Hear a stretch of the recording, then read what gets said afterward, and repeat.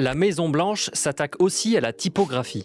Le chef de la diplomatie américaine a récemment annoncé un changement de police de caractère sur les documents officiels de toutes les ambassades et consulats. Fini la calibrie, on revient à la bonne vieille Times New Roman, dans un souci de décorum, de professionnalisme et de retour à la tradition, selon Marco Rubio. La calibrie avait été choisie par l'administration Biden pour ses qualités d'accessibilité sur les écrans. C'est donc aussi un choix politique de supprimer cette méchante police woke. La forme des lettres pourrait ainsi nous transmettre des impressions, des émotions, des symboles. Mais comment ça marche exactement ? Que fait la police ? Comment la typographie nous conditionne-t-elle ? First I thought, okay, that's totally ridiculous. Lui, c'est le créateur de la police Calibri, et il s'attendait pas vraiment à se retrouver dans l'actualité diplomatique. I didn't really took it that serious. But then an hour later, phones started to ring and mail started to come in. En 2006, Lucas de Groot accepte une mission de Microsoft, celle de remplacer la famille Courrier, d'inspiration machine à écrire, très old school. La priorité, c'est de livrer quelque chose de facilement lisible sur les écrans et de sympathique. A lot about type design comes from the stomach. It's something you do with gut, with feelings, and it's not really a scientific science where you start to construct. I think in my type design, I use a lot of inspiration from handwriting. Par exemple, dans Calibri, le O minuscule n'est pas un rond symétrique.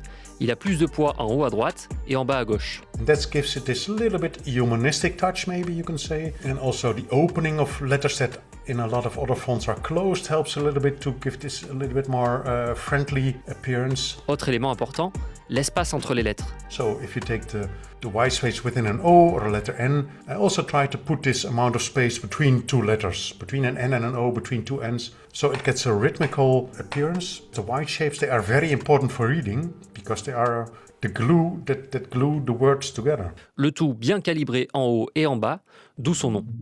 Cet affrontement Calibri versus Times New Roman, il en rappelle un autre il y a pile un siècle. Vous reconnaissez sans doute ces lettres, celles de la Futura, une police allemande utilisée par de nombreuses marques, organisations, réalisateurs. Elle est moderne, claire, se veut universelle, mais elle a un défaut, elle fut la police des nazis. Avec son look industriel façon Bauhaus, elle entend dépoussiérer le design graphique. Trop moderne selon les nazis arrivés au pouvoir, qui la considèrent comme une police dégénérée. Ils dénoncent même un bolchevisme culturel.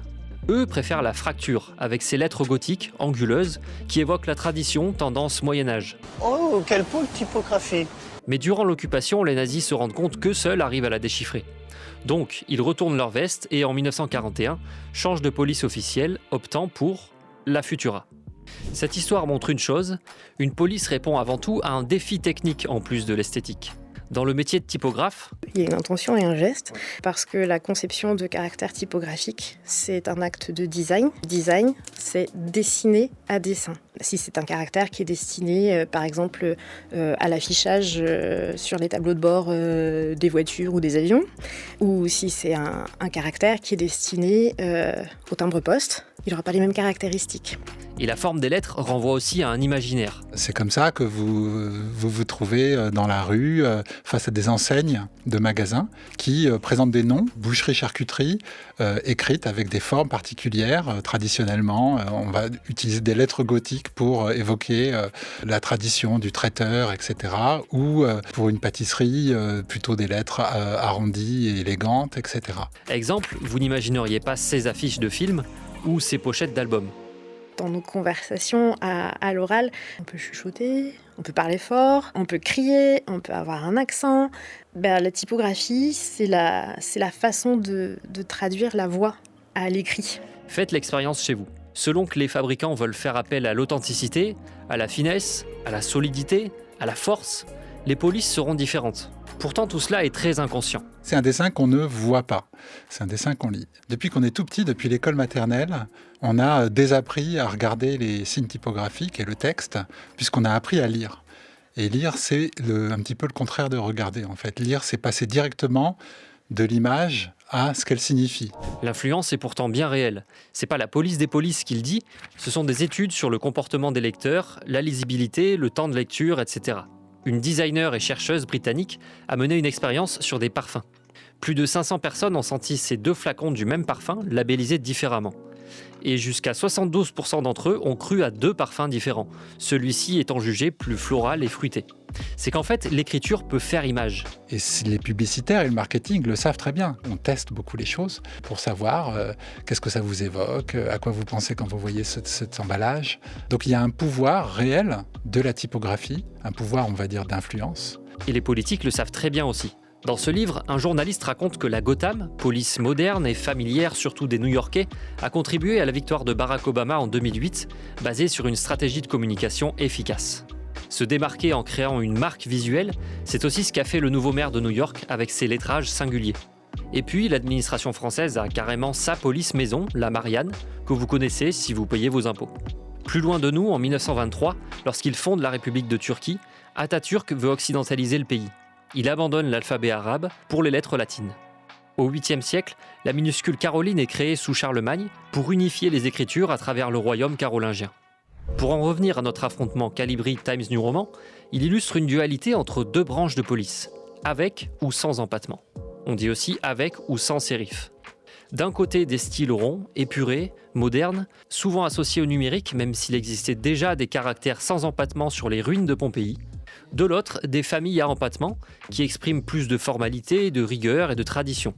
La Times New Roman est créée pour un journal britannique, The Times, dans les années 30. Et depuis, elle a été utilisée massivement par la presse et elle fait figure d'autorité.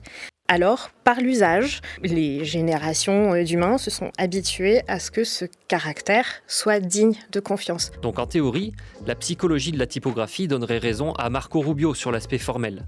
Pourtant, elle n'est pas le meilleur choix en matière d'ergonomie. En fait, il faut savoir qu'en typographie, on ne dessine pas une lettre, même si elle a le même nom. On ne la dessine pas de la même manière si elle va être affichée en grand pour une affiche ou si c'est pour le petit texte des notes de bas de page. C'est pas le même dessin.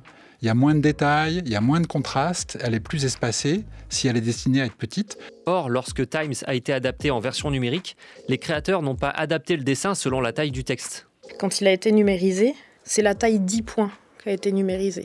Et du coup, si aujourd'hui vous utilisez la taille 10 points et que vous le mettez en taille 48 points par exemple, ce caractère va être trop pâteux, trop épais de partout. En réalité, la calibri n'est pas optimale non plus pour l'accessibilité. Dans Calibri, par exemple, le I majuscule et le L minuscule, c'est à peu près la même chose. C'est un bâton. Un caractère qui est accessible, c'est un caractère qui va faire attention déjà à éviter ce genre de choses. Qu'on ne puisse pas confondre facilement le 0, le O, etc. Il existe pourtant des polices conçues pour que les malvoyants ou les dyslexiques puissent s'y retrouver. Elles sont élaborées avec l'aide d'ophtalmologues ou d'orthoptistes, les spécialistes de la rééducation oculaire. En typographie, on expérimente aussi les vides et les pleins. Comme en musique, comme en architecture, ces vides et ces pleins vont venir nous créer des respirations et des espaces et des sensations qui vont affecter nos émotions et puis notre facilité à lire un texte. Et comme en musique ou en architecture, il y a des modes. La mode aujourd'hui est à l'éclectisme et à la juxtaposition des types de police. D'ailleurs, si vous vous abonnez à France Culture sur les réseaux, non seulement vous pourrez voir comment on joue avec les polices, mais vous pourrez aussi trouver ces émissions sur le thème de la typographie.